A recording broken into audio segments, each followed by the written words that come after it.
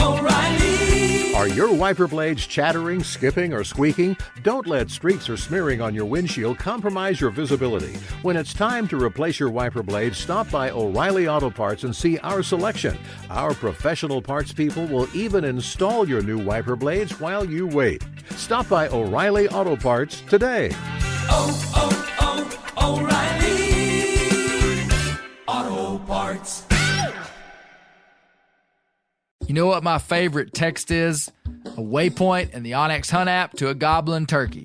The list on the onX Hunt app features for chasing turkeys is long, but knowing exact public and private boundaries and land ownership details will help you find more places to hunt, whether that's on public or private. I'll be toting the Hunt app through the spring woods in a few states this year, and I recommend you do the same if you want more turkeys on your table. Also, onX has a special offer for you. Use code BEARGREASE to receive 20% off your membership at onxmaps.com/hunt this spring. There's nothing like snook hook sets at dawn or catching a tarpon in the moonlight. Find your next fishing trip made easy on fishingbooker.com and experience the magic of the Sunshine State or any other destination on your fishing bucket list. Book a blue water adventure in search of sailfish or go snapper fishing with the kids. With over 6,000 captains and trips to choose from, planning your next one just got a whole lot easier. Download the Fishing Booker app on the Google Play or App Store or visit them online at fishingbooker.com to book your trip today.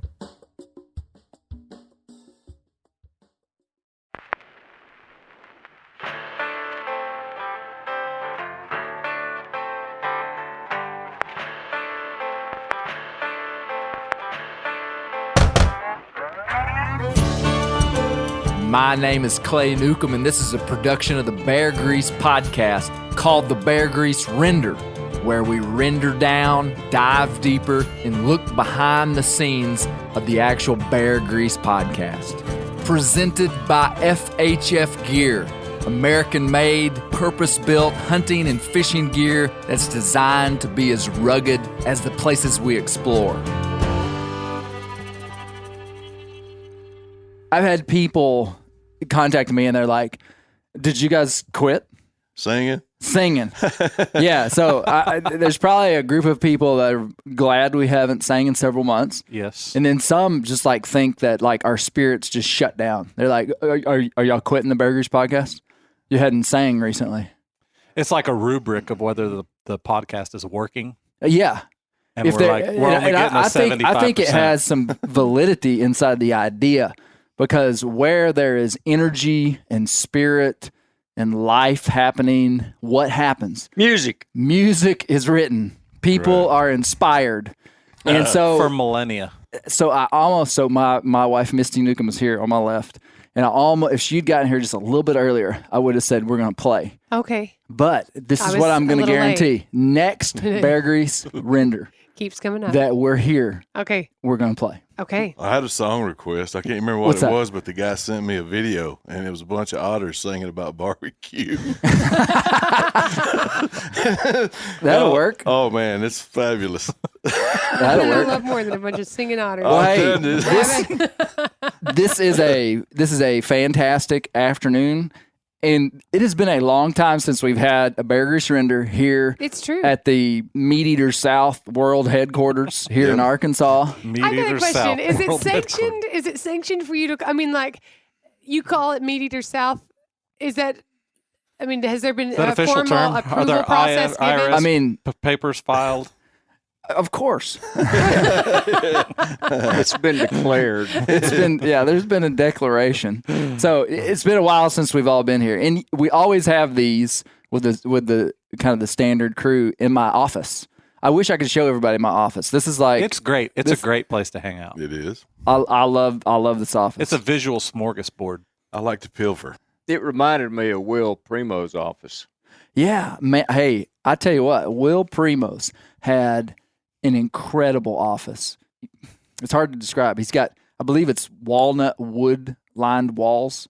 It's kind of dark and just kind of like feels, a boardroom. Yeah, kind of feels I was going to say, I old. saw pictures on. Oh, he had a huge original painting of a spring turkey scene with lights on it, just like super classy. Yeah. And then he had a bunch of freedom mounts, European mounts of whitetails that, he killed there, most of them in Mississippi. And he had his collection of like hand-carved decoys. It was like a museum. You could just walk around. He had a wall that was full of the original prints from the negatives of the photographer who shot still photos. Stay with me. Wow. On the Jeremiah Johnson film set. Oh, wow. Will That's pretty Primos. cool. Will Primos is like Lake Pickle told me, and he told it for truth. He said, Clay, Will Primos has watched Jeremiah Johnson over 5,000 times. and I laughed and I said, oh man, that's cool. And I said, how many times do you really think he's watched it? And he said, no, I'm being serious. Like he's calculated, he believes he's watched it 5,000 times. I thought I liked it. Wow. What do they say about 10,000 hours makes you an expert? And Yeah. if the movie's 2 hours long, He's an expert. He's an in expert. Jeremiah Johnson. He has a PhD, basically, in Jeremiah Johnson. I don't know where, I never quizzed him on it, but Mr. Will told me that on his farm, there were different roads on the farm, and they named them after the characters in Jeremiah Johnson. Oh, that's cool. And he had, he was saying stuff I didn't even know what he's talking about the movie, like memorabilia that he had. So, yeah, really neat guy. Does he have Robert Redford on speed dial? He probably does. Yeah, so we're back in my office, which I think my office would be maybe noteworthy for all the bear hides and the bear chaps. Bear chaps. I do have let me give you just a quick like audio tour. Okay. Right behind my dad, Gary, here, I've got Oscar Newcomb's shotgun, James Lawrence's Hawkins rifle, and a cane that Adam Dean gave me from Europe that he made me. Yep. I've got a picture of a bobwhite quail that hung in my home where I was raised, Gary's home, for years. That was a picture of bobwhite quail. That picture of that dog is a dog that Dad owned, a bird dog named Snipper. I painted that when I was in high school, gave it to my grandfather. That hung in his office till he died. You swing slightly to the right, and I have all my stone points. Most of those I found on my property. On the windowsill. Mm-hmm, on the windowsill. This is where I got my computers here. That's where the magic I'm just happens. kind of swinging around. And then I have my whitetail wall. I've got, I kind of quit mountain deer, but I've got maybe 6 whitetails mounted and then probably 12 racks. But this is the coolest part to me. This is the legacy section. And there are 3 photos up here. They're 16 by 20, like high quality photos with lights on them. And the far left image is James Lawrence in the late 1970s. Is that with that rifle? It's No. that rifle. Is it? Yes. Oh. It's a Hawken muzzleloader, as I understand it. And James Lawrence is somebody that I've just always really looked up to, and I consider him a mentor and somebody that's kind of like family to me. So there's a big picture of James, and then that rack right there beside it is a deer that James killed on public land in the 1960s. And man, it's not a huge rack. I mean, it's a beautiful rack with big old brow tines. But when I go to James's house, I was there 2 days ago, and I see his wall full of whitetail antlers. I am mesmerized when I think about the hours and time that he spent hunting to kill those deer back in that time where he did in National Forest in Arkansas. So there's James. The middle picture is my father-in-law, Steve Schultz, who has been one of the most influential ever in my life. He really is. Steve is also the pastor of our church. Steve was a falconer. And that picture was taken when Steve was, I think, in 1980. So basically the same time period as James. And he's holding a falcon. He's holding I believe it's a red tail with a mallard hen duck.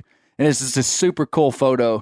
And it's real neat for me to see these guys when they were like my age, So there's Steve Schultz. And then the picture to the right, many people have said that this man looks like Elvis Presley. Have you heard that? I have. I see it. And it's the coolest picture. Newcomb. It's the coolest picture of Gary Newcomb. And it was the first deer that Dad ever killed. And he's got this buck in the back of the truck. He's got his old bow. What kind of bow is that, Dad? A bear. It got to be a bear. Bear bow. Yeah. And he's mustachioed. He's got a nice mustache. And then that deer is right there. I've got a mounted deer right beside that photo, and that deer is the deer that Dad killed. What do Brent and I have to do to get our pictures up there? Man, looked like you could have been in the Allman Brothers. Bring one. Yeah. Yeah. Yeah, that's It what I looks was like going to say. Creed. It looks like Creed Bratton now. but- What do you remember about that deer, Dad? Well, I wouldn't tell people about it, but I'm telling you, for months, I'd be in a room with a group of guys, and I'd just say, I wish somebody would just ask me if I killed a deer this year, and no one ever would.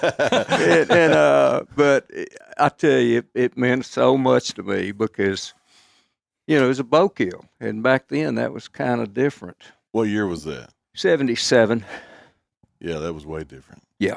In South Arkansas, for sure. Yeah.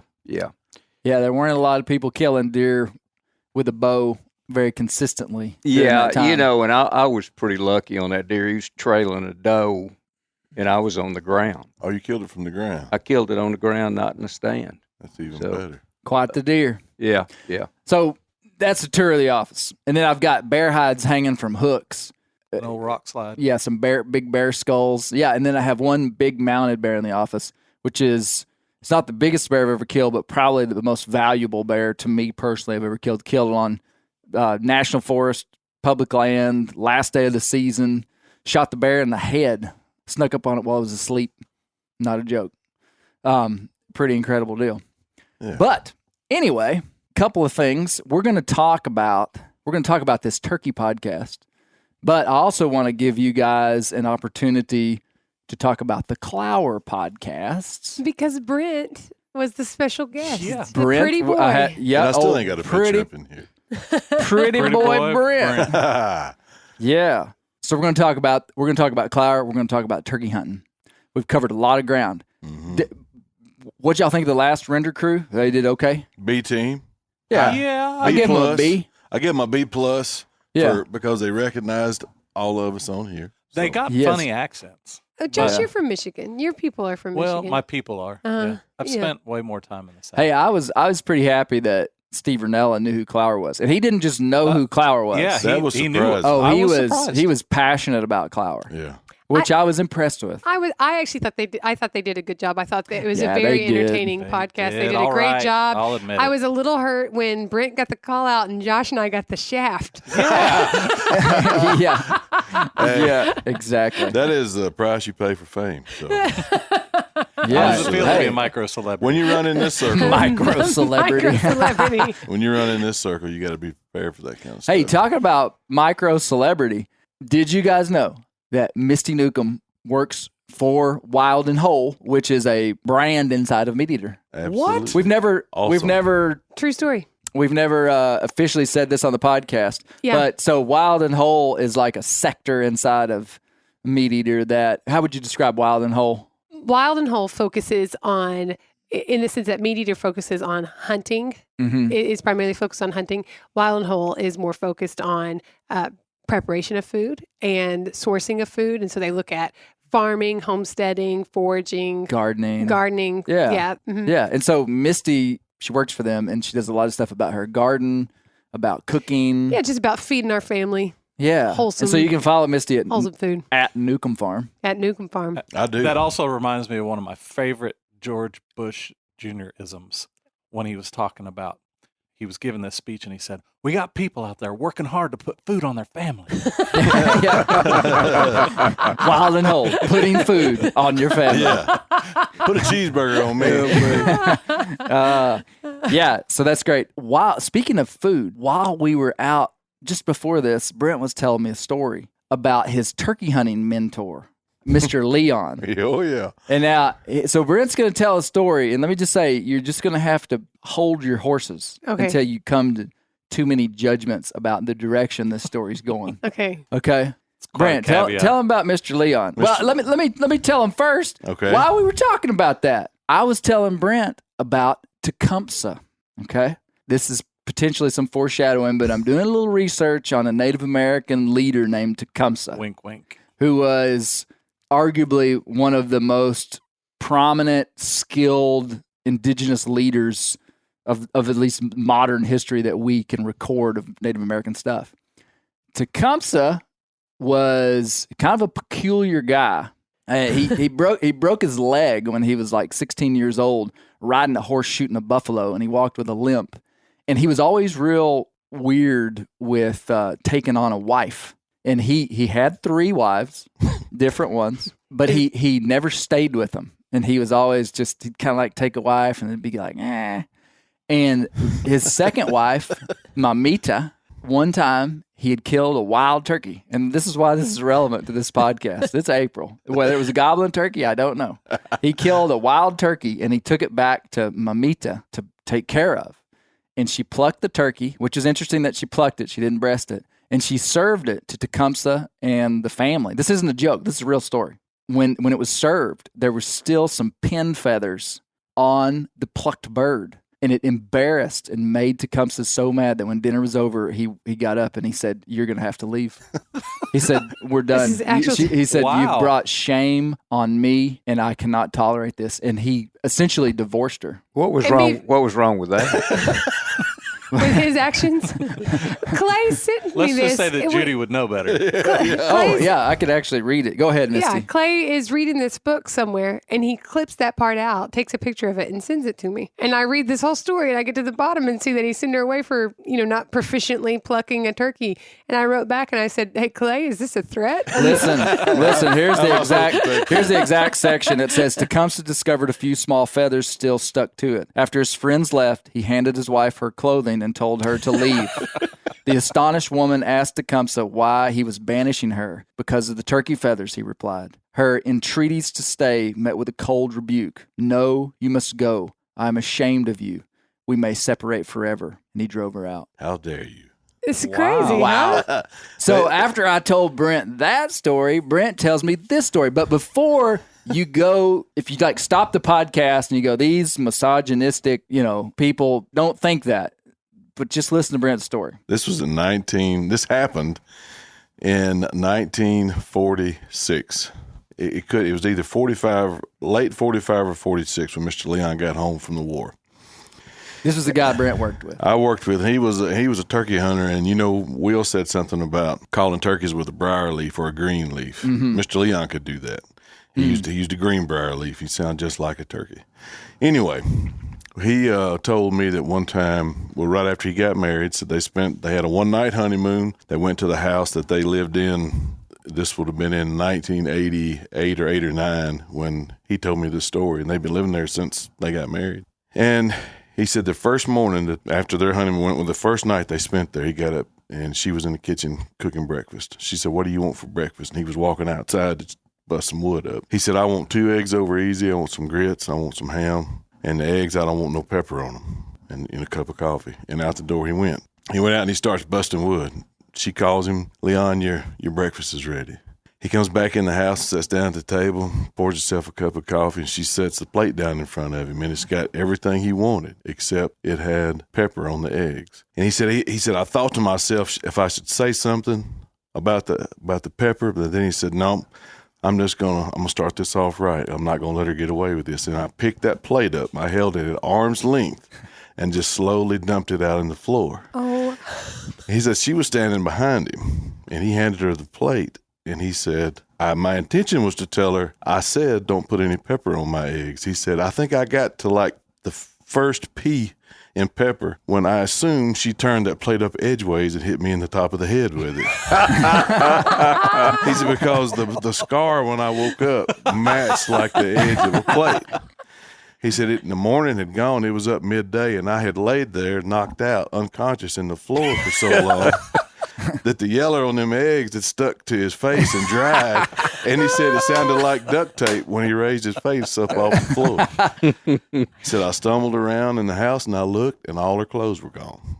He said, we didn't have but one car and it was there, but we did have a phone, but her mom and daddy didn't have one. He said, and they lived in town. He said, I assume that's where she went. He said, so I got in the car when I could see and I drove to town. And sure enough, that's where she was at. And her daddy told me, said, she ain't coming right now. But she said she'll be home when she gets ready. She said a couple of days go by, and she comes home, and it's right before supper, time to start cooking supper. And she come in, didn't say a word. They cooked supper. They went on like nothing had happened. Went to bed, got up the next morning, same routine played out. He started to go outside to do his chores, and she asked him what he wanted for breakfast, and he told her the exact same thing. Grits, ham, eggs, no pepper. He said, I went outside, done my chores. She called me back in to eat breakfast. I sat down, poured a cup of coffee. So she set that plate down in front of me, and he said it looked like a can of pepper poured on top of them 2 eggs. So I had no, Mr. Leon was not an easy, I loved him, absolutely loved him, but he was not an easy guy to get along with. So I know this story where this is going. He's fixing to dump this in the floor again. And I said, well, what'd you do? He said, I've been eating pepper on my eggs ever since. Oh, me. So the lesson there, I mean, there's lots of lessons in that story, but adapt and overcome, I think, would be. Hey, and I like that. He told you that story in 1982. No, that would have been like 88 to 89. Okay. And he was still married to this woman. 40 years So, later. Absolutely. You know, apparently they worked They through figured it out. Oh, Maybe yeah, they Leon worked agreed. it out. Yeah. He All worked it out. Tell me about the way Leon, about his entry and exit routes. We worked in the woods. We managed timber for Georgia Pacific, and our office was in Fordyce, Arkansas, at the mill where the mill was at. And we'd go in every morning. We'd get our orders from the forester of which tract to go either mark for cutting or whatever we were doing. We had to leave and go out in the woods to do it. And every time we would come back in, if we went out one direction, he would make us come back another way. We never took the same route back to the office, even if it was the quickest way. And this went on I was just a young fella now, and he was, like I said, a World War II vet, so he was older, and he put the orders out there, and I said, yes, sir, and we did them. But this particular day, it was in August, and it was so hot. And we've been out marking timber all day, and there was no air conditioning in the truck. We got through with work, and he said, all right, let's go home. We got in the truck, and we started home. And I said, I'm just going to go straight down the highway like we come up here. It'll be quicker. Go back home. He said, no. When you get down here, take a right on such and such road. We're going to go the back way. I said, Mr. Leon, I'm hot. I'm tired. I smell. It's hot in this truck. I want to go home. He said, no, take that road up there. So I took the road. And when I was taking the road, I asked him, I said, we have been doing this every day. Not one time it would come back the same way, even when it would be quicker. Why are we coming back a different way than we went out? And he reached in his pocket, and I'm driving, I'm watching him over there. He never even looked at me. He reached in his pocket, and he took out a cool menthol cigarette, and he lit it. He took a puff off of it, and he's staring out the window. He said, son, have you ever been ambushed? And I thought, ambushed? No, sir. He said, well, I have, and we ain't going back the same way we came out. So that was a habit he got into in the South Pacific fight in World War II. And Mr. Leon. Man. It served him well. We never got ambushed the whole never got time. ambushed. The whole time I worked with him. Never go back Hard to argue the with. same way you came. The science is good. Yeah. That's pretty incredible. Well, hey, it's we're recording this in early April. The Arkansas Youth Turkey Hunt and season is this coming weekend. And so the people I have here are Misty Newcomb to my left, Brent Reeves, Josh Lambridge, Spillmaker. Good to see you, Josh. Good to be here. Gary Newcomb. So we're 20 minutes in. I'm just not introducing you. But I wanted to. So me and Josh, we have been youth turkey hunting with our kids for Long time. I mean, last year was the first year that I think you didn't go because you kind of had kids that kind of My kids have crested. out of it. But me and Josh had some pretty incredible years of youth turkey hunting, and I wanted to tell one of my favorite stories. Where we're hunting, it's pretty cool because during the youth hunt, you can find birds because when birds are not thick, which in Arkansas, if you listen to the last podcast, you heard us say that 60% of our birds are gone. Mm-hmm. So back in the heyday, we had a lot of birds. They're easy to find. But what happens across the landscape when birds die out is that there'll be pockets of them that they're fairly thick. So that's why it's kind of confusing to some people because you might be in a pocket of good turkey hunting and be like, what's the big deal? We still kill turkeys. And it's like, well, but every other place doesn't. Well, on public land, everybody knows where these little pockets of turkeys are. And during the youth season, you can usually slip in They're there, not there. especially if you camp there. you can go in there. So me and Josh and the kids did that for years and had great turkey hunting. I mean, we could just walk out from our camp and expect to hear a turkey, and killed a few. But the best story, well, there's two stories. There's actually three. The best one was the kids were, I want to say Willow and Mallory, our oldest daughters, were probably like... Mallory was probably 11, 12, maybe? 11 or 12. So And Willow would have been 10. 10. Yeah. And Oh, so we this is a while ago. had two little girls, and I think David was with us, and Yep. me and Josh. So there's 5 of us. And we hear turkey gobble. It's like late in the morning, and Riv was also on this one. Rivers. There's Yep. 6 of us. Uh-huh. Yeah. 6 of us. Yeah. 4 2 kids, adults, 2 adults. Yeah. And, well, who had the gun? Willow. It was Willow's year. Nope. No? David had the gun. David had the gun. There were 7 of us. We were all there. We were David, Mallory, Willow, River, Clay, Josh. Okay, 6 of us. Yep. 6 of us. Anyway, 9 o'clock in the morning, late in the morning, I yelp. I hear a turkey gobble. We've got the kids all camoed up on the face paint, and we're just ready to go. And our kids were pretty good at being still and quiet. yeah, we'd trained them Yeah. pretty good. And this turkey gobble's so close that I'm just like, get down, everybody, and we're giving orders like, you two sit here, you two sit here. And the person with the shotgun maybe was right with me. Yeah. And you were Sitting sitting back between your behind me. legs. Yeah, David was right with me. Yep. Well, man, directly, here comes 2 big long-beard gobblers. I see them from 60, 70 yards, and they're kind of walking up to our left. And I've got Mallory and Willow at a tree, like arm's reach from me. David, the gunman, in between my legs right here. These birds are coming up like this.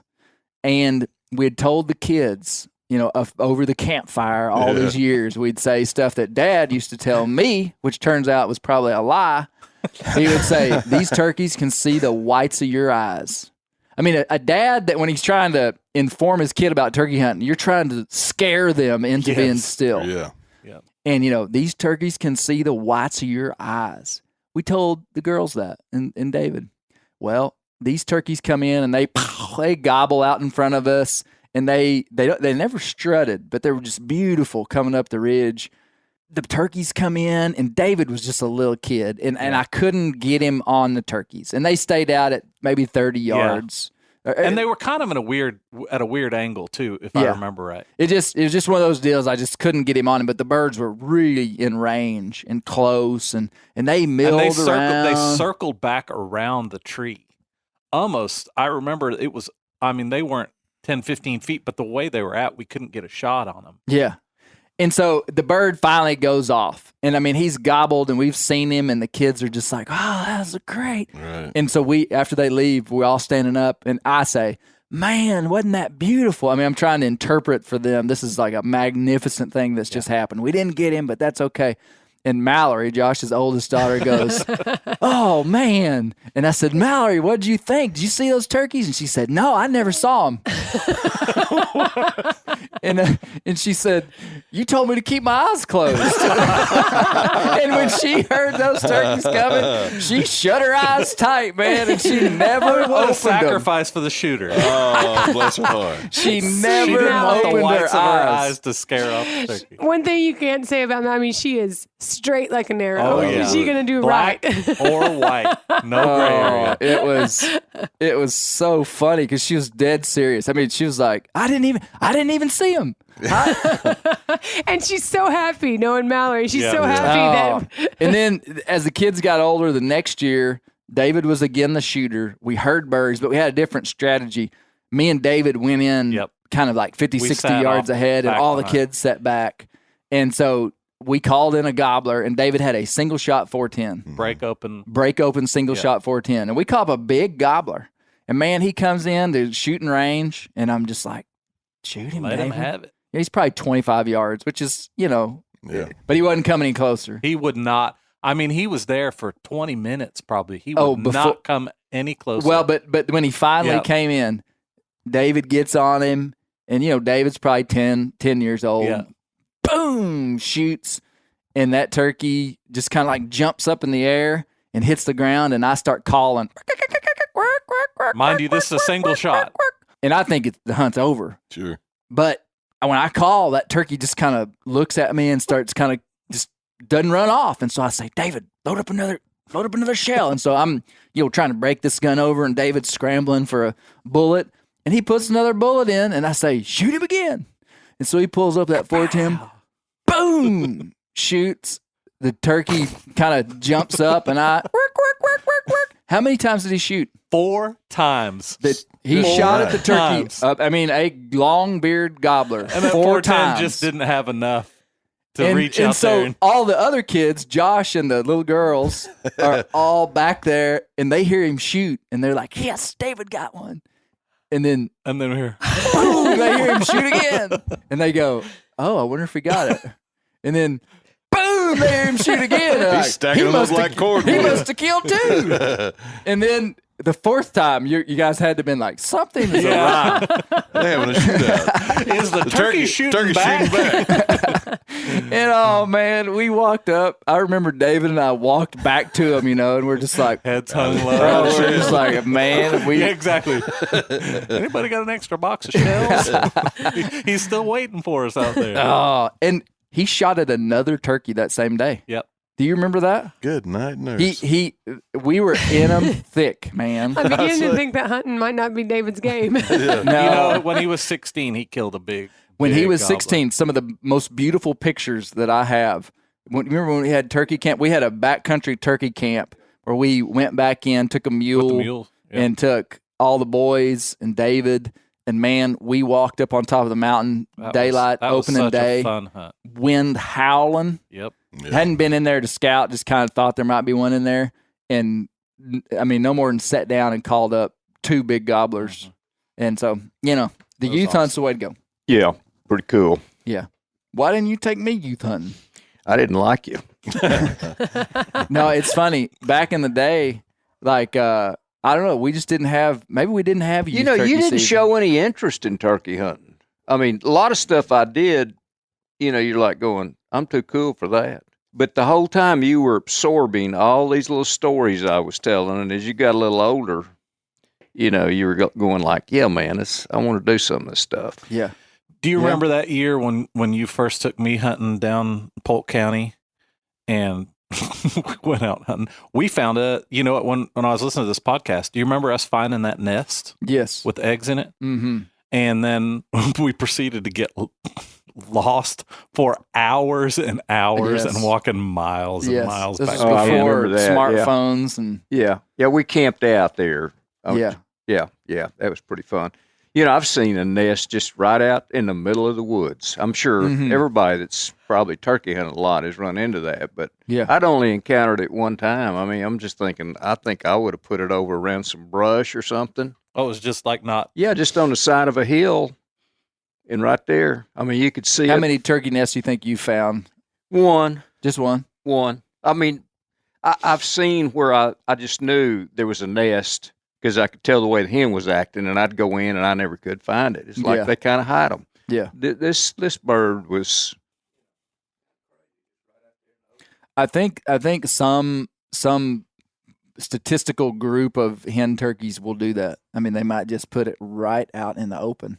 And then some others are real clever with the way they hide them, But I think I've found 2 turkey nests. How many turkey nests have you found, Brent? Well, I worked in the woods, so I was in the woods every day. I've a bunch. A bunch. Yeah. Yeah. Yeah, a bunch of them. What'd you find? Kind of in the brush or out in the open or what? It would be mainly in like woodlots. You'd get a group of or a stand of timber or in the edge of a like a pasture. I mean, it wouldn't really be hidden. I mean, a lot of them I would find only because I got so close to the hen. She jumped up. When she jumped up and flew, or if she'd have stayed sit, I'd have probably never seen it. Now, what doesn't make any sense to me from a biological perspective is why those eggs are so bright. I don't know. Would it not make sense for those things to be just brown camouflage? I don't know. Maybe it's something for the turkeys to identify, to find them back. I don't know, but I've thought about that too. Yeah. Like different colors of eggs. Like, some chickens lay brown eggs and Man, birds have blue eggs. if I were president of the turkeys, Yeah. I'd suggest that. We need different color eggs. I think they have a First prime light. minister. Maybe that would be a way that we could help the turkey More of a populations. parliamentarian system. We could have different colored turkey eggs. Misty, have you ever seen turkey eggs? I have not. Mm. I haven't. I've So gone turkey hunting. What Dr. Mike Chamberlain, Wild Turkey Doc on Instagram. Well, he is. He has a pretty interesting. Yeah. Well, he has a real interesting story. He works for the University of Georgia and is a turkey researcher. And he went on the Meat Eater podcast a couple of years ago, and all of a sudden just rose to national prominence in a lot of circles. Now, in the academic circles, he was always kind of where he was at. And there's lots of other incredible turkey biologists that are around the country that, are his peers. But he kind of was in a unique situation in that he kind of rose to like have some influence in kind of the mainstream culture world, which is kind of interesting because usually academia has a hard time reaching kind of pop culture. And that's what Dr. Chamberlain has kind of done. And he did it through being on the Meat Eater podcast. He'll tell you that. I asked him while I was there, and he was like, oh, being on the Meat Eater podcast is what, got us this. But he is a very articulate, passionate, very knowledgeable, neat guy. And he's the one that introduced to many of us, lots of people would have known this, but I knew a fair bit about turkeys, and I would not have known the details of the predation stories on these turkeys. But I mean, turkeys are just designed to die. Yeah, to fail. They are born to die. Yep.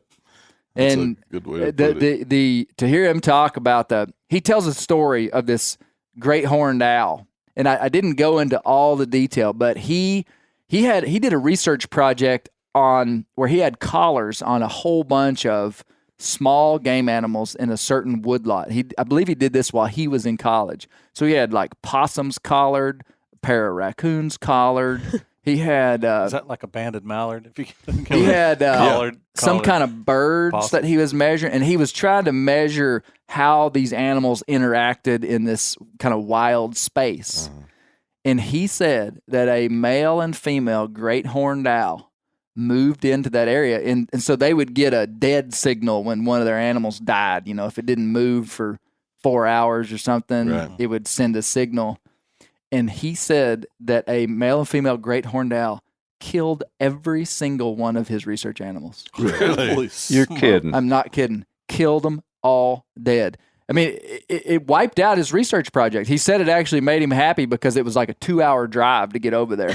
And he had to go over there like 4 times a week to do his radio work or whatever. Yeah. And they're voracious predators. Assassins. Really? 40 miles an hour. They can fly 40 miles per hour. They weigh 3 pounds, but they kill Gracious. turkeys. Yeah, They kill gobbling turkeys. I mean, you come in at 40 miles an hour. Just bam. Hit them. I had a buddy had a coon squaller snatched out of his hand one time. Really? No way. Yeah, by a hoot owl. Are you serious? Yep, and it was on a leather. It actually wasn't a coon squaller; it was a predator call. Mm. And he and my brother were standing on the end at the front of the truck, and they were trying to get a coyote to run up in. It's right at dusk, trying to call a coyote up into the road where they could shoot it. And so he was sitting out there blowing that predator call, blowing, old Johnny Stewart call. He said, and the next thing he knew, my brother was at the back of the truck watching that way, and said he could hear flopping and Joe Tyree sitting up there cussing and having a fit and scared and hollering. He looked and he said, and it was an owl trying to drag him and that predator call out in the ditch. Holy cow. Yeah, he had big old cuts on his hand from them talons. Wow. Oh, So my it goodness. heard So it come it right heard to that something in sound. distress and thought that it was a dying rabbit. I guess so. Wow. Wow, that's crazy. I believe it. Voracious predators, man. They and these turkeys are just born to die.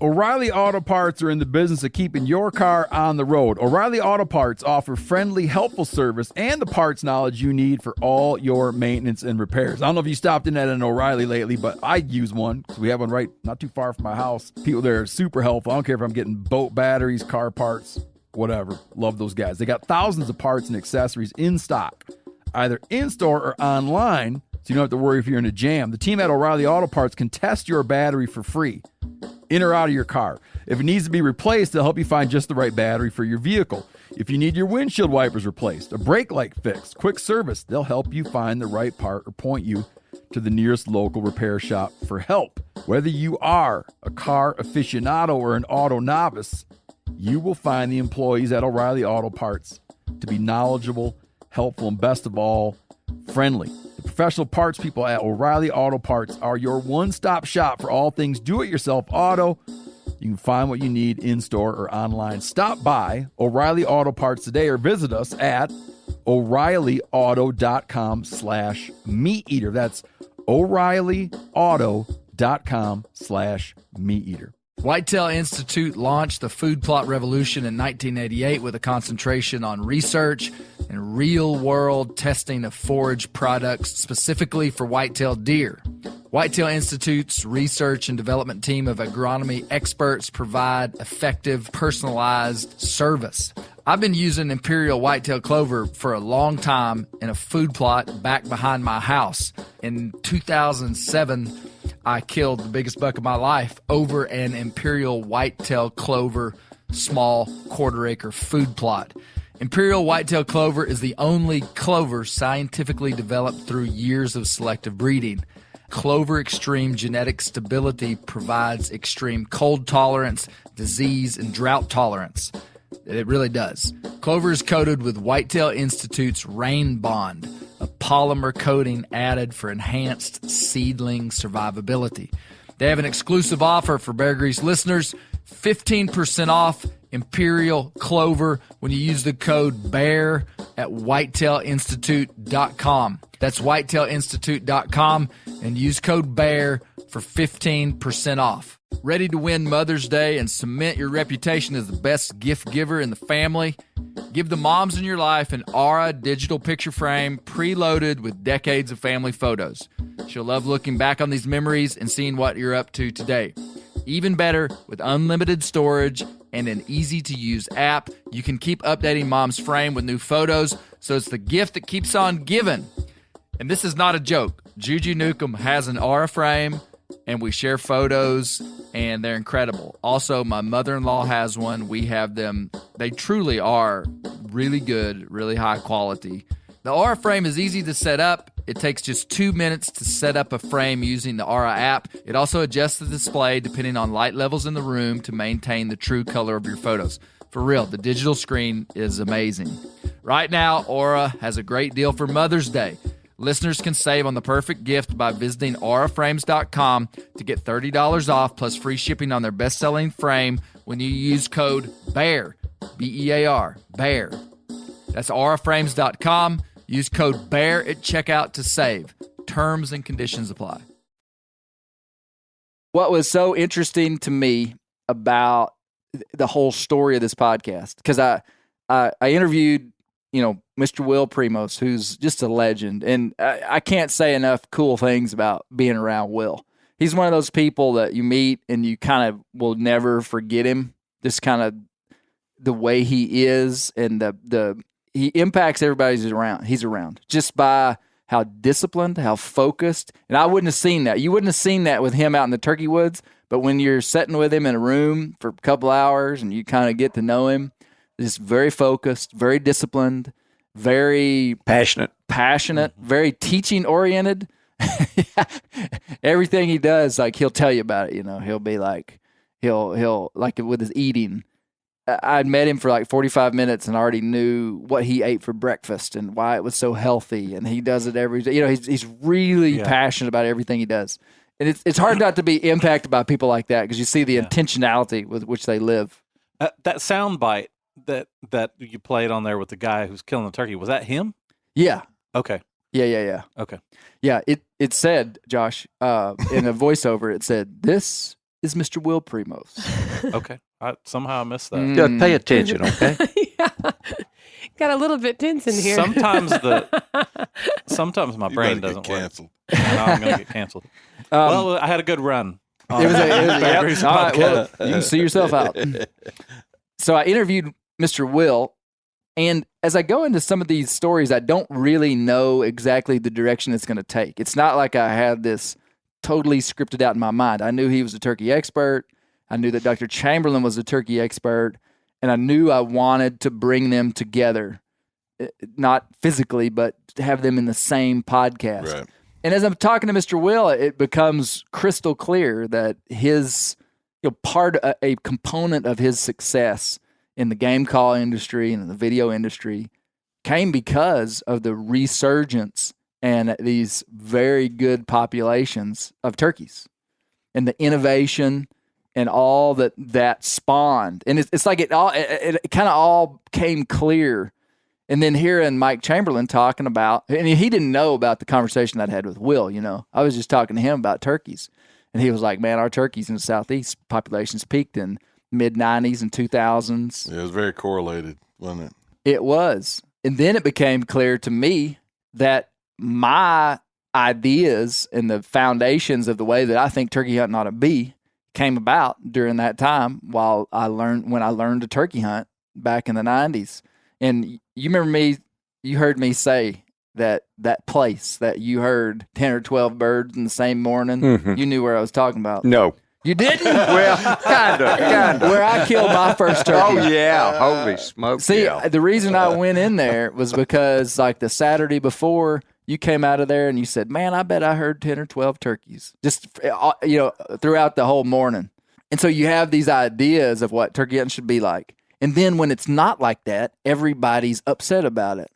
I mean, like, everybody in this part of the world is just like, oh, man. Yeah, just they're upset about it. They're blaming agencies and all this. Yeah. It kind of helped me to see that there's a bigger thing going on that is inside of our control, but the control is going to be it's going to be harder to wrangle the control than it would have been 30 years ago. Yeah. I mean, partly due to there are vastly more people on the landscape today than there was 30 years ago. It's kind of hard. It's kind of like a slow burn. But, I mean, think about anywhere. Think about where you're from, Dad. Think about this little community we live in here. I mean, there's a Dollar General there, and there used to be a woodlot. There's 5 different landowners where it used to be one big farm. Right. And those 5 different new pieces of property all have new houses built on them. And they cut their grass with a lawnmower, and they do this and they do that. Timber companies in the timber harvest and national forest here is different than it used to be. And then this is the main takeaway that I would say to people is that, and Dr. Chamberlain said it, but predator communities are so different than they used to be. And the rise of the mesopredator, which is a mid-sized predator, Misty, skunks, possums, coons, foxes, coyotes. Bane of my existence. Yeah. Mm-hmm. The mesopredator. Mm-hmm. And in the giant picture, the reason there's so many mesopredators here is because most of the apex predators are gone. Right. The black panthers are gone. The wolves, Says who? Not all of them. wolves are gone. Not all of them. Now the bears are back, and I know a bear will eat a turkey nest around here. But really, it's like there's so much space for predators inside of the ecosystem, and if one of them leaves, other ones rise up. And man, I mean, we just didn't have coyotes 30 years ago like we have today, and they're just wearing the turkeys out. And my chickens. Man, tell them about your chickens. I mean, it's kind of an emotional topic. This but, fits perfectly into me never trusting a ground nesting bird, even a chicken. Tell them. I mean, we lost 19 in one night this did winter. They eat them or did they just kill them? So there's 2 stories here, Josh. We lock up our coop like it has an actual lock, and I had some young chickens in there, and it was icy, for 4 days. And I put some grain in there. I usually just let them, roam around. Right. But because I knew the predators were out, because whenever you get really low temperatures like that and ice for days, they come out. And so I put the grain in the coop. And then I put a wood box in front of the door so that if, we won't say who, but Izzy the mule decided she wanted that grain and went over Izzy and can unlock the chicken coop. Izzy can unlock the chicken coop with her nose. She can undo the lock. So Izzy went, True and that's what story. she did. She unlocked the coop. And then those predators came and pulled, because Izzy can't move the box. Like she just... Why did they move the box? I think it was one of the predators. No, You think Izzy moved the bucks? coyotes. They lack opposable thumbs. I don't think they Well, can move I don't the think that. I body. think with their got 'em? body, you can see it scraped. My coop was scraped around the edges. Point being, Point being, something we lost 19 chickens. in one night. Most of their whole bodies were gone. Really? Most of their whole. I mean, they were So gone. it was a All we had pack. was That feathers. was a whole Well, pack. so the only reason we know what it was, I was gone at that time. Is my neighbor has a cell camera kind of on the edge of our property, on his property. Yeah. And I told him, I said, man, something's after my chickens. Well, the reason he knew something was after my chickens is because one night I turned loose my dogs on it right after it happened. Like I went out. That was actually a different time. It was a rough winter. I've got story after story after story. multiple chicken kills. And one night I went out there and it had happened, and I knew it had happened since dark. And I turned Fern loose, who is a top-notch coon dog that won't bark at anything but a coon. And I turned her loose on a coyote, and turns out she'll bark on a coyote if I encourage her to. And she and Tim trailed that coyote, and they made a big loop out in front of the house, circled around. Well, I already told this story on this podcast. You have.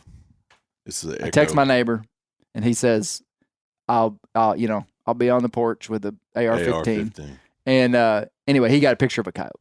That was a long way to say that. Let me also say this: I got 15 more baby chickens, and I was super proud of them because they made it. You know, it was a rough winter, and these chickens made it a long time. And I was out there looking at them one day, and Clay and you guys all went squirrel hunting, and Clay decided to take Tim with him. Yep. And the day y'all left, I said, "Look, that's 15 8-week-old chickens right there. That means none of them. I ordered 15. I got 15. The coyotes refer to that as a honey hole. Yeah, 15 were alive. Not the coyotes, Josh. The hawks. Oh, really? Every day that Tim was gone, every pick single one day, off. I would go in at night and I count them. Every day I had one less than the day before, and it stopped when he came back. Go. So I think that Tim keeps the hawks away. Yeah. He does. Tim will tree buzzards and hawks that land out in the trees. He'll see them from in the house and stand up on the windowsill and we'll let him out, and he'll just take off running, and he'll go tree underneath that tree, and the hawk, they'll fly, and he'll chase them off our property. And he's kind of like a cartoon. You know how they run in place, like for a second before he gets so excited, he just runs in place On and the just like hardwood floor. screams. Yeah, it's really fun on our hardwood. Yeah. Well, what'd you guys think of the podcast? Awesome. Tell me, give me your takeaways, Brent. I loved it. It was, I killed my first turkey in 1985.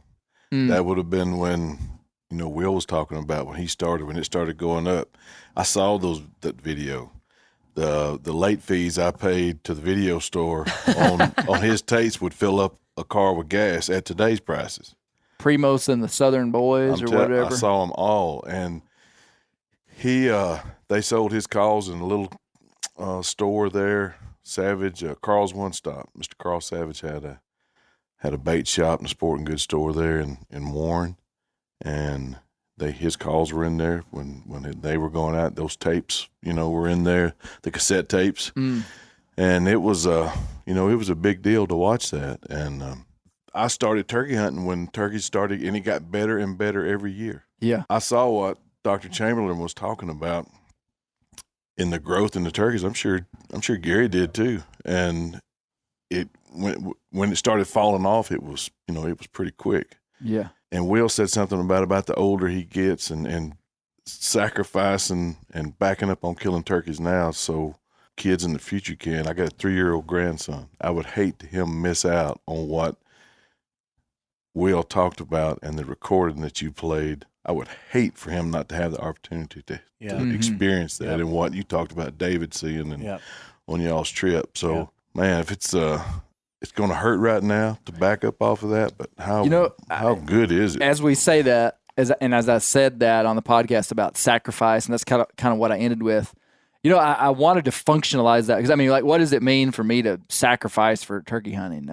It's kind of a abstract statement that sounds good to say, but I tried to say it's going to mean something different for everybody. It may mean burning and managing just a small acreage that you have. And Dr. Chamberlain, I just wasn't able to include it on the podcast because it just didn't fit right. But I asked him, I said, what do we need to do? And part of his answer was just everybody needs to do what they can, and if you have turkeys, make your habitat as good as possible. Even if it's just one or two things that you do to your property that helps it, that's going to be meaningful. It could be as simple as not shooting a Jake turkey when you can, when it's legal. Maybe you back it off. And there's lots of guys that won't shoot Jakes, but there's lots of guys that will. And there's nothing wrong with it if it's legal. But maybe that's a choice that we would make. And then I've gotten to the age where I can see that we're now talking to a generation of kids that is one day going to be the leaders, conservation leaders and stuff. And, maybe there's kids that are listening or that are influenced by this time period that will be leaders of conservation groups that have to make wise decisions. But, so it's kind of like, what can you do, and do it where you can. And then there are people that have big, huge properties, that could really make a dent in something with habitat. I think that's the importance of taking kids out hunting. Because, absolutely. we've got 4 kids, and one of those girls that you took really loved hunting, and one didn't, though we've got pictures of Willow with a turkey. But I think that all of our kids have a real appreciation for it. And when you think about, I think about hearing Gary say that Clay wasn't really into turkey hunting. Which is a lie. Well, it's a lie now. But I think that sometimes we gauge what we do with our kids based off of what they show emotional interest in, and it's like, oh, well, they like this or they don't like this. I was going to say kids like go-karting, but maybe they don't anymore. Maybe that's maybe I'm aging myself What there. is it, 1994? They like playing video games or whatever. So those are easy. So we put the video game in their hand because that's the thing they like. But sometimes you got to get your kids involved in things they don't necessarily just love. Because I think about the experiences that Clay had kind of caught up with him later on. He was exposed to turkey hunting. He was exposed to all these things. Yeah. They might not have been super fun for Clay at the time or emotionally rewarding, but Clay baby as an adult is I remember Dad telling us that if you dropped a chain in the back of your truck, you could get one to shock gobble. Yeah, I still believe that. Hey, let me just tell the group how Clay got started turkey hunting. He was a basketball player. He was just a normal kid running around coon hunting. I'm going, what, coon hunting? And, he just had so many hobbies and so many activities, and I'm out turkey hunting. And of course, he was hearing these stories, but he would never act like he was too interested. It was just being a cool guy. And so he was really one of the better basketball players in Mena, but when he got in high school, one of Zach Newcomb's very best friends just whipped Clay's fanny every day. Even my buddies would say Clay Newcomb's going to be the best point guard come through Mena in a long time. Well, Clay kind of believed that. He got in high school, and the fastest guy I believe I've ever seen would just pick his pocket intentionally because I think he heard all this stuff. Here, Clay Newcomb's going to come in. He's going to take over this thing. Man, this guy whooped him every day. Clay came home one day and he goes, Dad, I know I'm not going to play college ball, but I'm going to stay with the team and I'm going to go to practices and I'm going to just monkey around, but I want to be the best hunter in Polk County. And I said, if not right then, I said it within a few days, you got to learn how to turkey hunt. And so we went out and it was just blind luck. Of course, I really knew there was turkeys in there, but the first place we stopped, and you probably remember where it was, and we got out. You remember if we called or hooted? We just owled at them, I think. Okay, and all of a sudden, just two gobblers right there. And he was hooked, and within about 2 weeks, I felt like he was a better hunter than I was. He could call. He had a good ear for it, but showed no interest in turkey hunting. He was interested in basketball, being a cool guy at school, having a nice truck, all this stuff. Telling me that his truck had a hole that his truck leaked. Water would come in the bottom of his truck. And then one day I find this disclosed picture. I'm going through some stuff, and he's going through a mud hole. You can't even see the truck. Just maybe one green spot. It did have a hole in the floor. I remember. Water got in there. But anyway, that's how. So I was 16 when I killed my first turkey, and so we started turkey hunting probably the year before. Now I had been with you when I was a kid. I vividly remember going with you, but I wouldn't have taking it serious until. But that's also about the time that we started really feeling like we had a lot of turkeys. We had too. a lot of turkeys. Mid 90s, and then and then I ended up killing one when I was 16. And we had a little pocket of turkeys that they were just as thick as thieves, man. And real good turkey hunters would be, a mile or two away, or even one guy was 300 or 400 yards down the road. And I mean, they're having a tough time killing them. And we'd go in there. I mean, it was just like walking in a turkey zoo. It's hard to keep a kid interested in something too, because I mean, how many times you've been turkey hunting that you hadn't seen the turkey? Yeah. A bunch. And it's hard to introduce somebody to that, especially at a young age, that there's not a lot of action. It's not happening every time you go out. And it's a challenge. Dad, what stood out to you about the podcast? Did you learn anything? You probably wouldn't have been up too much on turkey biology. Yeah, I thought about that on the way up here. There's not really one thing. I enjoyed every bit of it because I could relate to everything he said. Now, I learned quite a bit, especially from Dr. Chamberlain. Yeah. When he started going through those 5 things. Yeah. But Primos was a big deal. Mm-hmm. But I go back, he's talking 83. I go back to 76, 77. And I was getting little custom tapes from guys around Polk County that were good hunters, and they'd pass them out. And you probably remember me going around the house all the time calling. Oh, yeah. And, I was one of those guys, kind of stupid, but I didn't want someone to take me out and show me how to turkey hunt. I just wanted to learn it on my own, and I went a long time. And I'd get them in close, and, I know one day I was bored, and I tore my mouth call up. Had too many reeds, and I was just going, just making noises. It's 10, 11 o'clock in the morning, hunt was over, I thought, and they got the gobbling at that. So, but I tell you, Will is such a tremendous individual. I mean, I didn't realize that at the time. You had all these little, I don't want to say heroes, but they were the leaders of the sport. Yeah. Ben Lee, and, you just go on and on. Yeah. And Night and Hell. But he is such a quality guy. There's so much to learn from him. It's just incredible. Yeah. You just take, what was his 3? Passion, focus. Discipline. I mean, he runs his whole life on that. Yeah. I mean, if someone just listened to that podcast and had any desire to be successful at life, he hit on everything. Yeah. Mm-hmm. And, he makes it sound like, well, he doesn't necessarily make it sound like it, but a lot of these guys just, I got lucky. The time was right. There were a lot of birds. A buddy of mine wanted me to make a call. Well, guess what? He was passionate. He was focused. He was disciplined. Yeah. He was going to be successful at picking up trash. It doesn't matter what he did. Yeah. And you could tell that probably his family had 5 restaurants. They're smart people. They're disciplined. They're focused. He could see it. He had mentors in his family. I mean, they didn't wake up and try to be successful. That was in their DNA. In passion, that's one reason I think these podcasts are pretty successful is, there's a lot of passion that goes into them. Yeah. So I have really enjoyed that about Will, finding out what a quality guy he is. Yeah. And then Chamberlain, 25 years of research on turkeys, holy cow. Mm-hmm. Yeah. And when I drove up here, I saw this hardwood forest, and I thought, this kind of just shoots a hole, not really, follow me through, we got all this hardwood, 40 miles of hardwood. Yeah. Okay, so rule that out. It's not hardwood here. It's predators. Huh? Are you saying it's not hardwood they need?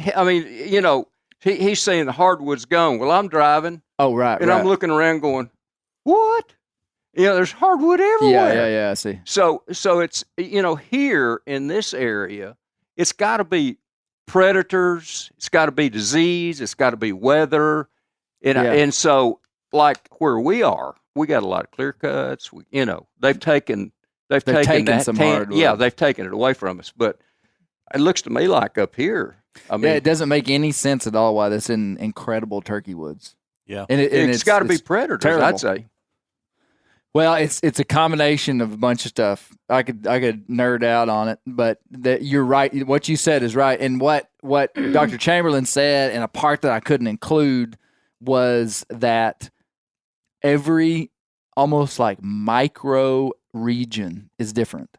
So the difference between here and 80 miles away where you live, Dad, it's really could be vastly different. Even though the average person would drive between here and there and think it's the same kind of country. But it's actually fairly different. So it's, man, these dang ground nesting birds. I'm telling you, if turkeys would just build a nest like a normal bird in a tree, we wouldn't have all these problems. Do you remember when we went to Folsom? Mm-hmm. We got into Folsom at like 10 o'clock at night. Folsom, so it was New dark Mexico. When we went to do the podcast. The next morning, we stayed in this little Airbnb that Matt's mother has, and we got up the next morning. We're driving along, and all of a sudden, we looked through town, and it was mind you, this is a town of 50 people. Yeah, the entire town is covered in wild turkeys. Really? I bet we saw at least 100. yeah. There's some big flocks, man. Yeah, that also is an interesting component of talking about turkeys in decline. Because out west, all people see is turkeys increasing. Yeah. Really? Yeah. And so, I mean, that's a good thing. But they're in places that they've never been before. So the same thing that happened here is kind of, and now we always had turkeys in the east, but the reintroductions of the 60s, 70s, 80s, and 90s kind of put them into these landscapes that essentially had a vacant spot for turkeys. Yeah. And so out west, they've introduced them, and like, the predators haven't caught up to them yet. The habitat is still really good. And maybe they'll thrive out there for the next 3,000 years. Who knows? But Well, I just want to say one thing about having people change their desires and interest and all. I think it's got to be regulated myself. I mean, I just don't think your average person, I mean, you got a nest gonna of do guys. anything different. Yeah, I mean, heck, I'm not going to do anything different. I mean, because I'm not hunting them right now. But, I mean, if I'm a kid, I could care less what you think. Yeah. I mean, it might have some impact, but 90% of those kids could care less. Like if they about, can like- kill a bird and go to school and tell their buddies, that's all they care about. sure. So, you got to cut it back to one bird. You got to cut the seasons down. I mean, I would think. I mean, you got to do something. Well, and that's happening. And part of what I can't remember if that's in this podcast or the one y'all hadn't heard yet, but I talk about how we've got to give room for state agencies to do what they need to do. Because people love to dog on state game agencies and blame everything on them. And, man, it's just 90% of what goes on in state agencies, I believe, is from a good heart. And, I mean, way more than that. But point is that if we all kind of were on the same team and we cut it back to one, we'd just be like, great, we can just kill one turkey in Arkansas this year. Fine, that's great. And not throw a fit about it. You know what I mean? Yeah, and education's so important, and what you're doing here is part of that. But, they could expand their budget, go to schools, and, if you're interested in the game of fish, talking about turkey hunting, come in and, explain what's going on. I mean, education is so important. Yeah. And, kids would listen to that, I think. Yeah. But, well, there's also a lot of people that are, I think, in this modern era of wildlife management and what's even happening inside outdoor media. Like back in the 90s, we were watching Will Primos and the Drurys and Nightingale and all these guys, kill 20 turkeys in 20 minutes, on a VHS tape. Anymore, if you watch a lot of the media, it's a lot more education-focused, conservation-focused, and it's still entertaining. It's got to be, and, we like seeing turkeys get killed. Yeah.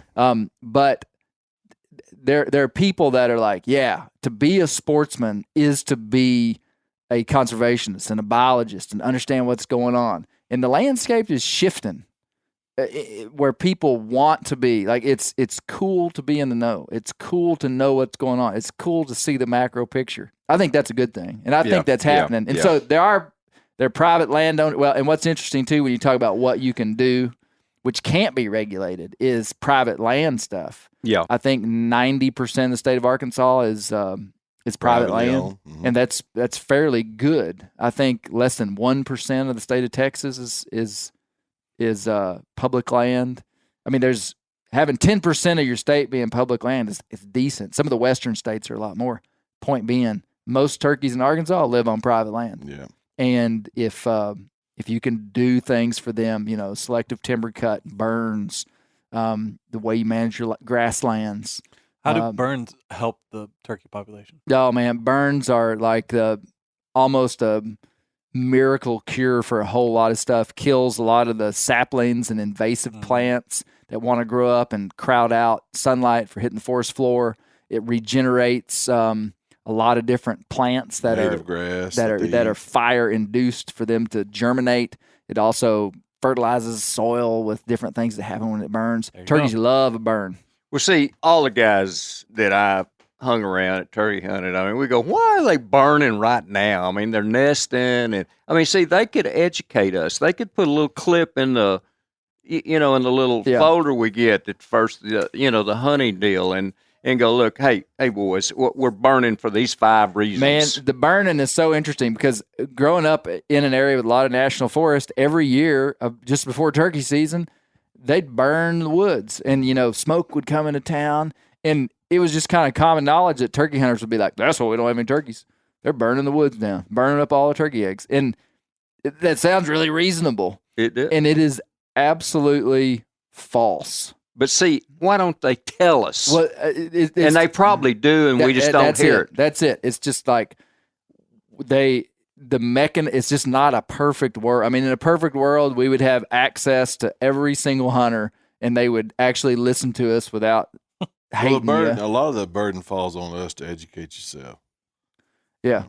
Instead of waiting on somebody to tell you about it, you got to get out there and find the answer. Because I'm the same way you are, Gary.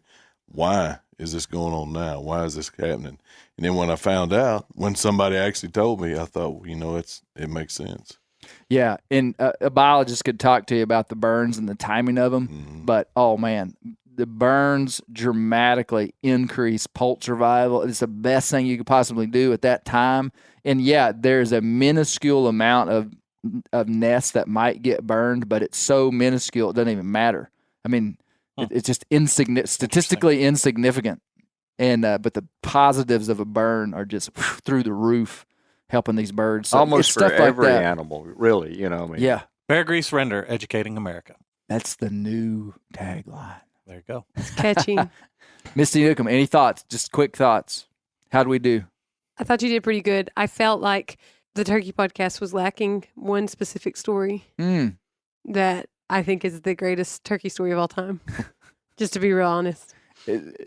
That turkey story isn't a... it's more of a visual story. Well, I think that's what makes it... It's not a spring turkey story. That's not a spring turkey story? It's not a spring turkey story. Well, it's one of the greatest turkey hunting season stories of all time. It is about 15% of the reason I married you. Do you a solid 15% am I gonna have to tell the story? Is hey, I want to tell you guys something. The next, I'll give you. I won't foreshadow. I will tell you. You've already told it, hadn't you? I will shadow you. He didn't tell the story. No. The next Bear Grease after this one is full. It's a storytelling podcast. I have 8 storytellers, one after another. Bam, bam, bam, bam. Big names in the outdoor industry. Big names in the Clay Newcomb Backwoodsman Real Deal book too. Yeah, it's going to be incredible. Next podcast, all about turkeys. Is this story on that No, one? it's not. Okay, I'll tell the story. It's a good one. We'll end with this one, okay? Yeah, so... Let me just say this. I don't know if everyone knows this. The night before I met Clay, this is a true story. I don't know why we were even having the conversation. I was too young to be talking about getting married or anything. And I said the one like absolutely no factor deal breaker on marriage would be a hunter. Did y'all know that? I would not marry a hunter. This You is a should've true stuck to story. that. The next day I met Clay Newcomb, and I remember when he told me, the first conversation we ever had, hunting came up. And I remember looking at him going, "Oh, you're a hunter," and it was really sad to me because I thought this was meant to be. This is a until no-go. She's like, I'm sorry. I thought you were a nice guy. And he won me over with his stories. I remember him telling stories, and I was like, "This can't be all that bad." That's how he got me and Josh. He won you over with his stories. Hey, Do you remember this story? Yeah, well, I think so.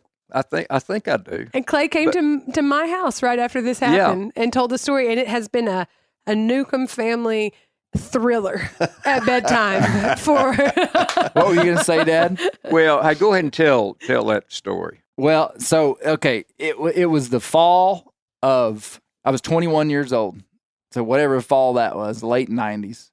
And I was going bow hunting on top of a big mountain over there on public land, going bow hunting. And I remember I got off work. I'd been welding for Mac McDonald, building a house made of metal, and I was a welder. You built for it. You told us you built that house. You've been lying. I was driving to go deer hunting in this place that Dad had a stand, and on the way there, I was driving on an old, basically a 2-track logging road, an unmaintained road that at the time this would have been like okay. I see a deer jump the road. I get out of the truck and I'm going deer hunting, and I grab my bow, and this deer is just kind of standing out there. Long story short, I get out of the truck, walk off the side of the road, and I shoot this deer with a bow. And the deer takes off running. I just 10-ringed it, and I don't wait for it to die. You know, usually you wait 30, 40 minutes, but I had to go hunting, so I just fell in right behind it. And about the time it hit the ground, I grabbed its back hooves, drug it to the truck, put it in the truck, and I go deer hunting. I get up to the top of the mountain, park the truck, walk to the stand. It was Dad's old ambusher, I believe. Ambusher tree stand, climbing the tree stand. I killed a deer out of the ambusher. And you can see that there's a big draw that comes up right in front of me. Well, Loggy Bayou. Was it a Loggy Bayou? Okay, Loggy Bayou. And the big draw coming up here. And I've been sitting there an hour maybe, and I see a big swinging beard gobbler turkey walking up the other side of the draw from me. And at the time, there was a fall turkey season in Arkansas. And so he's walking, and he's going to be 25 yards. So I draw back, and when he comes into an opening 25 yards, torch off an arrow.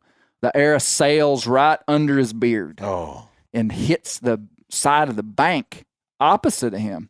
So he hears something to his right, hit the bank. Right. I'm to his left. Right. He jumps straight up in the air, about 2 wing flaps, and just jumps straight about 12 feet up in there, lands on the ground, and starts to trot right towards me. So I grab another arrow, and he's just coming right towards me. And he gets about 10 yards, and I just nail him. I see the arrow pass all the way through him, stick in the ground. The turkey, I'm kind of on a ridge that kind of slopes off, and I can kind of see a bigger kind of holler over here. Mm-hmm. And that turkey turns and just takes 2 big wing flaps and just puts his wings out and just sails. Left the area code. Just sails off the side of that mountain. And I go, oh, dang. I just remember seeing his silhouette up against the other mountain over there. And so I go, oh, wow, it's going to be hard to find that turkey. So I sit there for a little while, and it's starting to get dark, and I think, man, I better go find that turkey. And I've already got a deer in the truck, And so I get down, and I just start making loops off the side of the mountain. And I just knew the direction it went, Start making just big horseshoes, off down there, and make a big circle, and it's just almost dark. And there's no way I'm going to find this turkey. The leaves were real wet. It was wet. It had been raining. I end up making it back to the truck, and I put my bow in the truck, and I'm going to leave.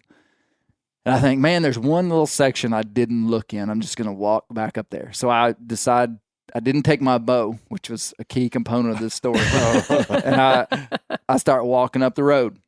Well, I don't get probably 100 yards from my truck, walking on a road just lined with pine needles, it wasn't like a gravel road. So I'm walking real quiet, and I come around like a little thicket and just walking, and I come around and I can see something, new area, and bam, I see a turkey laying on the ground like a hen with its head up, and it is probably 8 or 9 feet from me, from here to that bucket. And it is laying there, and it doesn't see me. It has its eyes closed, and I just freeze. And I go, what do I do? And I would like everybody to know he looks like the Heisman Trophy right now, making this pose. And I knew that was the turkey I'd shot, and that it was laying there. Yeah. And I actually wanted to go back to the truck and get my bow and come back and shoot it again. Well, about the time that I started to do something, the decision was made for me what was going to happen. Yeah. When I saw that turkey's eyes, bing, pop open. Yeah. And I just saw his eyes pop wide open. He sees me and he jumps up and proceeds to run as fast as a turkey can run down the mountain. That's fast. Well, I was wearing my big lacrosse green boots that all the bow hunters wore back during that time. Oh, yeah. And man, I had one option, and that was to chase him. And so I just take out after him. And I remember just crashing through briars and brush and limbs. And I'm running as fast as a 21-year-old Clay Newcomb can run in the rain with all his hunting gear, chasing this turkey down the hill. And man, he is losing me. I'm running as fast as I can. He's getting further and further away. And I just remember thinking, no, I cannot lose this turkey. And we get to the bottom of the hill. And one day I'm going to go back up there and see how far it is. It probably wasn't that far. It felt like I ran a quarter of a mile. I'm sure I didn't. If we get to the bottom of the hill and he goes down through it and he starts to pull up the ridge on the other side, well, I fall in just right behind him, except he's now pretty good ways out in front of me. We start going up the hill, and man, I start gaining on him. Oh, no. I start gaining on him, and all that does is Turkey fuel having me, hills. adrenaline, and I know that I'm about to just run out of steam. I don't have much left, but I'm gaining on him, and I remember thinking, I'm going to catch that sucker. I mean, that was the words that were formed in my head. I'm going to catch that sucker. And man, I got up about 5 feet from him, and I just dove on that sucker and just wrapped him up, and we hit the ground, and we were both so out of breath that I just laid there breathing, and I remember seeing his head pop up, and I remember his eyes looking at me just like this right here. And then finally, when I caught my breath, and I guess he caught his too, I don't know, I reached over and just wrung his neck. Carried him out of there, threw him in the back of the truck with the nubbin buck I just killed, and went to Misty Shreve's house. True story. Except for And the it's rest Newcomb is now. history. That's right. That's right. Told me the story. I took it to And your you house. kept him. No, I remember. In It the wasn't old just the S10. story. Yeah, you took it to the house. You had the S10. Yeah, I remember. okay, yeah. I remember your beautiful blonde, swaying, shaggy hair. It was the late '90s. Yeah, I remember. Hair was I remember. blonde. And So that story didn't qualify for a spring turkey story. Okay. Well, so Yeah. I don't care. It's a good story. That is Great. a good one. Great render, guys. Josh, closing thoughts, closing comment. I just remember one of the first times I went hunting with y'all. Do you remember we're sitting around the campfire? Clay is telling that story. You've probably heard that story 20 times. I love it every time though. It's Hey, one of my I think favorite it's the stories. part where he and the turkey Yeah. are looking at each other, breathing real hard. That's the best part But of we're it. sitting around the campfire. You probably remember this, and these two guys pull up in this. Actually, it was a little earlier than the campfire. I think we'd just gotten done hunting for the day. This guy comes walking out and he goes, "Is a doc here?" And we're like, "Yeah." One of Gary's close friends is a doctor, and he said, "I just got shot." Some guy had shot him in the woods, saw the white of his hair, and just instinctively just shot and peppered his back with shotgun. Wow. Yep. And then it was Dr. John Mesco was with us that day? Well, we might have blended two stories together, but that exactly what you said happened. Yeah. And this guy knew that I hunted with Mesco, we'd went out, and every place I had picked out, somebody was there, and we just went back to camp and drank coffee. And this guy pulls up, and he goes, "Man, hey Gary, you got that doc with you?" And I go, "Yeah, he's here."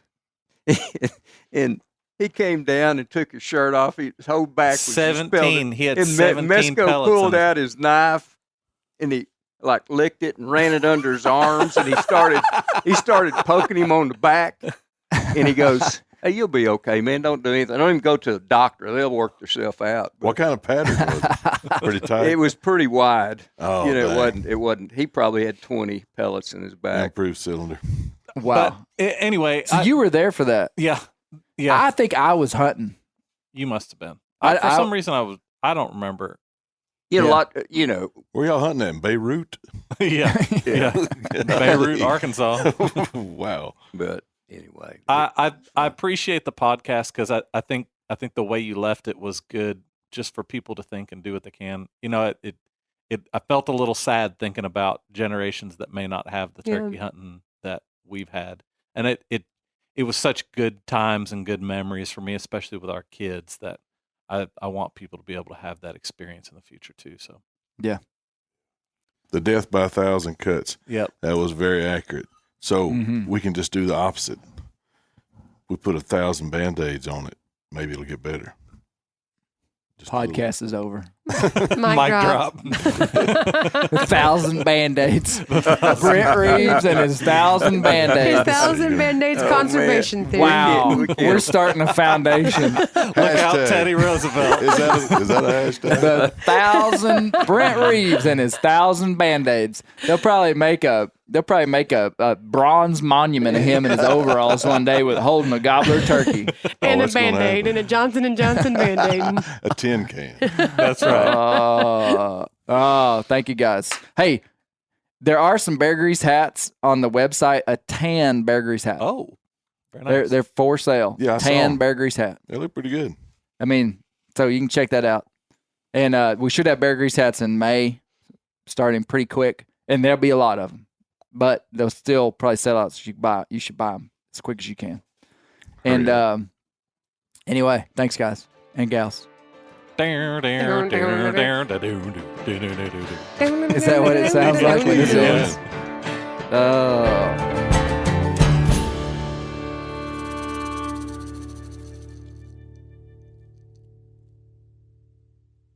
This show is sponsored in part by BetterHelp. Around New Year's, we get obsessed with how to change ourselves instead of just expanding on what we've already done right. Maybe you finally organized one part of your space and you want to tackle another. Or maybe you're taking your supplements every morning and now you actually want to eat breakfast. In the last year, I've been more diligent about going to the gym on a regimented schedule, and it's made a lot of difference in my life. Therapy helps you find your strengths so that you can ditch the extreme resolutions and make changes that really stick. Therapy is helpful for learning positive coping skills and how to set boundaries. It empowers you to be the best version of yourself. It isn't just for those who've experienced major trauma. If you're thinking about starting therapy, give BetterHelp a try. It's entirely online, designed to be convenient, flexible, and suited to your schedule. Just fill out a brief questionnaire to get matched with a licensed therapist and switch therapists at any time for no additional charge. Celebrate the progress you've already made. Visit BetterHelp.com/Grease today to get 10% off your first month. That's BetterHelp.com/Grease. I'm sure a lot of you guys remember the old ceremonial hunting tradition of eating the heart out of the first animal you kill. Meat from those organs are among the most nutrient-rich foods on the planet. You can get those same benefits your ancestors craved via convenient daily capsules from Heart and Soil. Find out more at heartandsoil.co. And remember, use code MeatEater for 10% off your purchase.